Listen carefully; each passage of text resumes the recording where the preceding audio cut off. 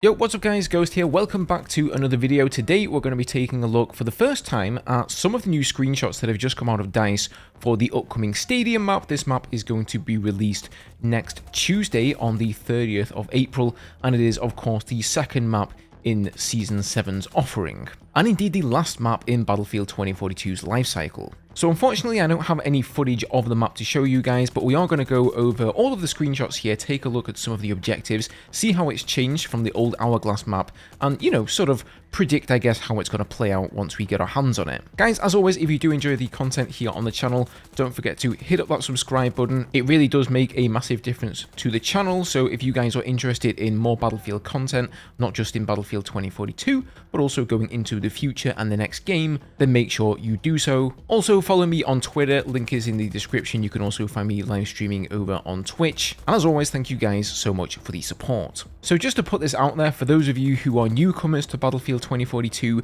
all of the base maps in the game, they all underwent a complete do-over. All of the base maps were so bad actually when the game released that they essentially had to almost completely remake them all, and this particular part of the Hourglass map used to be in the 1.0 version. It is no longer in the Hourglass map, and so this is the section, which actually was quite a good section of the original map, that they're bringing back here. So here are a few before and after shots, and DICE say here that alongside the gameplay flow of the map, they've also improved a lot of the lighting across the stadium. Here you can see they've added some sort of new fire, some explosions, and some new text going on the inside of the broken panels there. And of course, they've done what they did with all of the other map remakes. They've added a bunch of sandbags, likely some containers somewhere to be found, I would expect as well. You know, some of their generic doodads in order to act as sight blockers and make the map play a little bit better and flow a little bit more evenly. They've also gone ahead and gotten rid of the elevators themselves, and in the shafts you will now find zip lines instead, so that's going to provide you a little bit faster access. And so this is the overall layout of the map. A1 is called the Promenade, and you guys will recognize this area. It was of course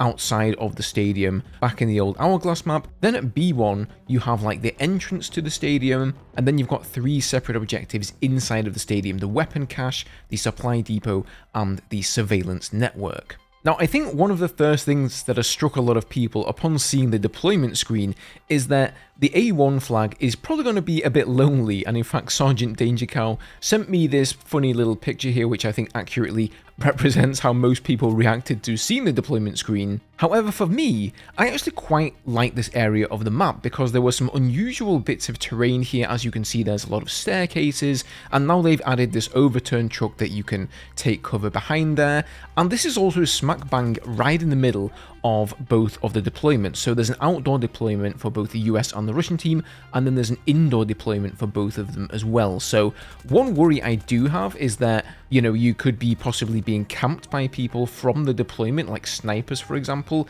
I guess you could always take cover behind the overturned truck there, but, you know, I'm assuming this objective is going to be like a separate battle outside of the stadium. So this flag may actually end up being quite important. It may be the one that can sort of turn the tide for your team. And then just moving a little bit forward from that flag, we have the entrance. Now, for you old school Battlefield 2042ers who were here when the game released and you remember the original Hourglass and playing around this objective, you'll know that the entrance was pretty open, and people would generally stand in the staircases that lead up into the stadium, and they would shoot you from a number of different head glitch positions, which was quite infuriating, especially since when you were looking into the stadium from the outside, you couldn't really see people in there just because of the play of light and dark. But now they've added, of course, a bunch of sandbags and other cover around the area, so you can hunker down and you can hopefully more effectively capture that objective. So these two objectives are going to be on the ground floor, right? Once you get up into the stadium, you go up a staircase,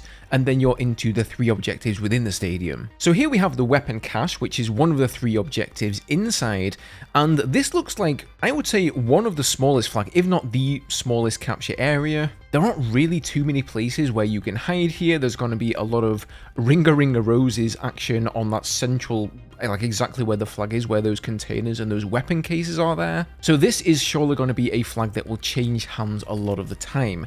I may be mistaken, but I think this is D1. I think this is the central flag of the three there. Then we have the supply depot, and this is like the sister flag to the weapon cache. So these two flags here, I'm not sure if this one is the C flag or the E flag, but whatever the case, it's next to the weapon cache, so you can expect to see teams fighting over these two flags frantically a lot this game. And you'll also notice in both of these screenshots that they do still have all of the various entrances into and out of the stadium. So we can see 306 and 307 in this screenshot, and then in this one we can see 311, and I'm not sure if the other one is counting down or counting up. So that means we're going to see at least, what is that, like 5, 6 maybe different entrances here. So for those of you who remember the original part of the map, you could run out of one of these entrances, taking you into the seating area of the stadium, run down there, and then back in another entrance. So if you had somebody all the way down the corridor, you could easily flank them. And I think having this many entrances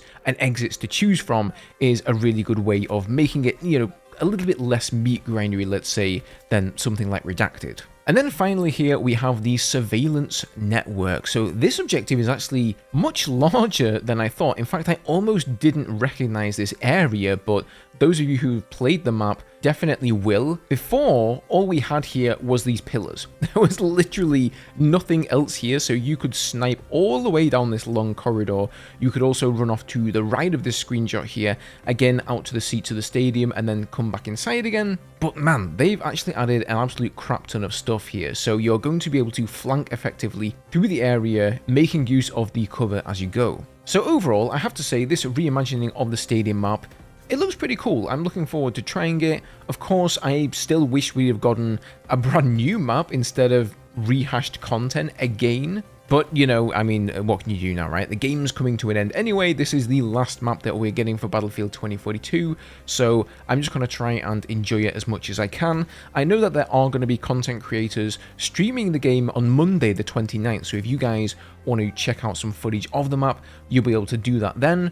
Not here on my channel, because I'm the black sheep of EA these days, but I will of course be streaming it as usual on the 30th, on the Tuesday, with you guys. So yeah, I am definitely looking forward to trying it out. Guys, leave me your thoughts down below as usual, and if you missed yesterday's video all about exposing some well-known hackers in Battlefield 2042, I really recommend checking that one out, because at least for me it was pretty eye-opening, so feel free to do so if that's something that floats your boat. But otherwise, have a good day guys, and I'll see you all in the next video.